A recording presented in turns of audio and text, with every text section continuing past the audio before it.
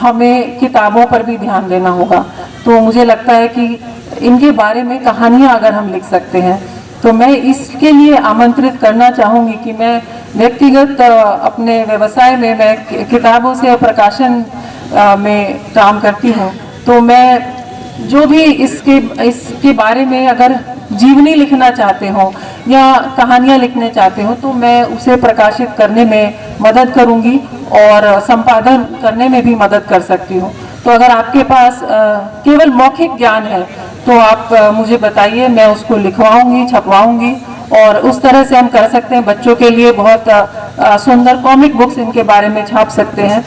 और अभी किसी ने कहा कि स्कूल में हम इनको पाठ्यक्रम में ऐड करवाएं, वो भी एक बहुत अच्छी पहल रहेगी। तो ये हमें अपना इतिहास संजोना पड़ेगा, संरक्षित करना पड़ेगा, क्योंकि इसी में बहुत सारे संदेश होते हैं। एक कौमी एकता का संदेश होता है, एक अभिमान होता है, क्योंकि जो अपना इतिहास नहीं जानते वो एक स्वाभिमान की कमी रह जाती है। फिर वो जो दिमाग होता है वो एक जमीन की तरह होता है, उस पर कोई भी अपनी फसल बो सकता है। तो अगर आप अपने बच्चों को ये स्वाभिमान, ये इतिहास अगर आप नहीं देंगे उन्हें, तो कोई भी आएगा उसमें कुछ भी बो सकता है, नफरत भी बो सकता है।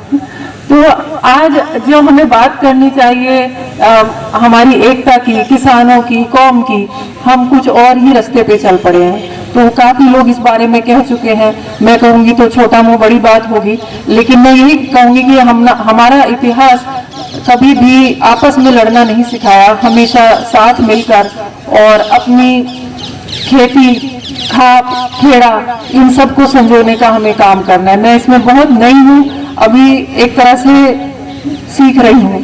तो अगर फिर से यही निमंत्रण दूंगी कि अगर इसके बारे में आप इसको छापना चाहते हैं, लिखवाना चाहते हैं, तो मैं ज़रूर ये करना चाहूँगी।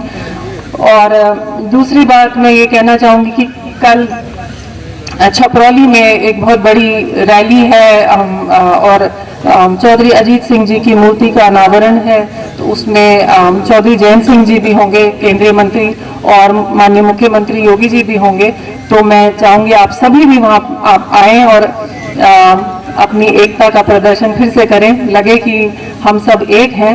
और महिलाओं के बारे में कुछ कहना चाहूँगी, क्योंकि हमारे समाज में पहले भी कहकर गए, धामा जी ने भी कहा और मंत्री जी भी कहकर गए। तो मुझे लगता है कि इसमें हमारे समाज में जो कमी है वो हमें अपनानी पड़ेगी। और हम दूसरों की तरफ तो क्या, अपने पड़ोसी के बच्चों को तो हम नहीं सुधार सकते, अपने बच्चों को ही कह सकते हैं। तो अपने ही समाज में जो हम सुधार ला सकते हैं हमें करना चाहिए।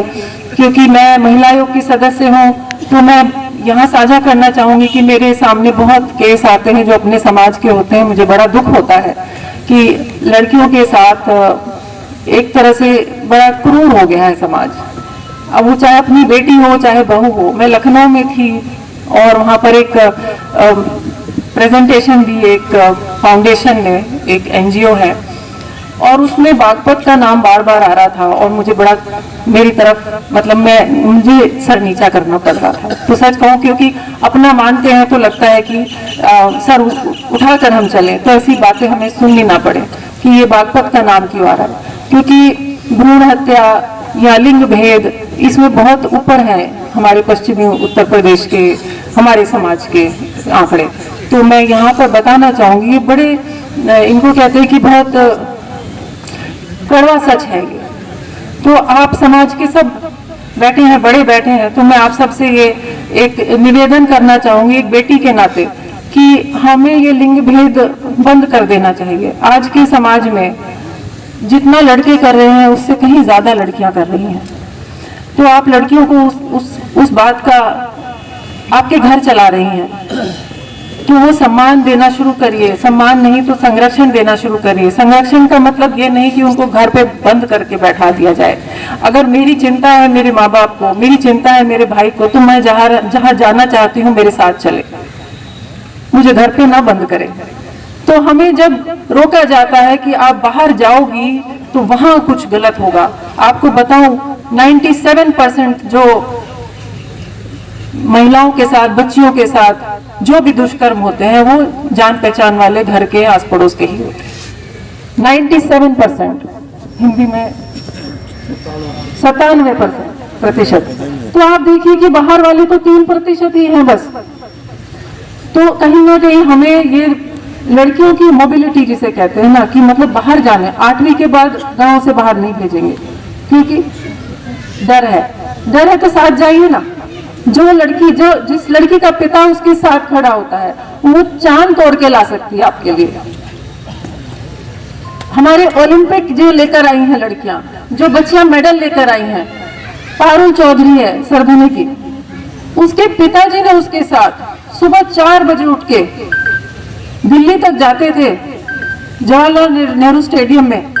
यहाँ जो तीरंदाजी में आई हैं बेटियां हैं, मैं आपको बता दूं उनके साथ उनके पिता या भाई हैं। आपके बिना हम एक कदम आगे नहीं बढ़ा सकते, ये सच्चाई है। आप इसको आज्ञा कह लीजिए, कुछ भी कह लीजिए, आपकी आज्ञा के बिना, आपके संरक्षण के बिना आपकी बेटियां बाहर नहीं कदम बढ़ाती हैं। लेकिन बेटियों को इतना मजबूत तो बनाइए कि जब वो बाहर दुनिया में जाए तो अपना सर ऊंचा करके चल सके कि मैं इस समाज से आई हूँ। लव जिहाद की बात करते, एक केस हमारे सामने लव जिहाद का नहीं आता। कितना ढकोसला है ये बेकार की बातों में लड़कियों को फंसा दिया जाता है। लड़कियों को ऐसे संस्कार दीजिए, जोधाबाई की तरह दीजिए, जो शहंशाह के महल में जाके भी अपनी अलग जला दी थी उसने। किसने ले लिया उसका धर्म? धर्म आपकी महिलाओं के, बेटियों के हाथ में इतना सुरक्षित है, आप समझ भी नहीं सकते। धर्म कोई नहीं ले सकता। क्या मैं पाखंड नहीं मानती। मैं 30 साल से अपनी माता जी को बोलती हूँ कि ये सब छोड़ दीजिए, नहीं छोड़ती हैं। तो धर्म तो कितना सुरक्षित है कि घर वाले नहीं छुड़वा पाते, तो बाहर वाले कैसे छुड़वा देंगे बताइए। तो मैं आज समाज के सब बड़े यहाँ पर हैं, तो मेरी यही आपसे इल्तिजा है, दरख्वास्त है कि बेटियों को मजबूत करिए, उनके कदम में बेड़ियां मत डालिए, लिंग भेद मत करिए। और मैं क्योंकि महिला आयोग की सदस्य हूँ तो ये सारी बातों से ज़्यादा वाकिफ हूँ, इसलिए आज थोड़ा भावुक हूँ। और बागपत जिला मुझे दिया गया है, बागपत और शामली और मेरठ, तो यहाँ के ज़्यादातर किस्से मेरे पास आते हैं। आप सबसे कहूँगी 13 तारीख को यहीं पर कलेक्ट्रेट PWD हाउस में जन सुनवाई होती है महिला आयोग की। तो कोई भी ऐसा प्रकरण है जहाँ पे आपको समझौता या कोई भी इस तरह के आते हैं बच्चियों से रिलेटेड, तो आप 13 तारीख को 11 बजे वहाँ पर भेज सकते हैं उनको। और मेरी आपसे फिर से ये विनती रहेगी कि बेटी आपके हाथ में है, जहाँ तक आप ले जाना चाहें वो जा सकती हैं। बहुत बहुत धन्यवाद।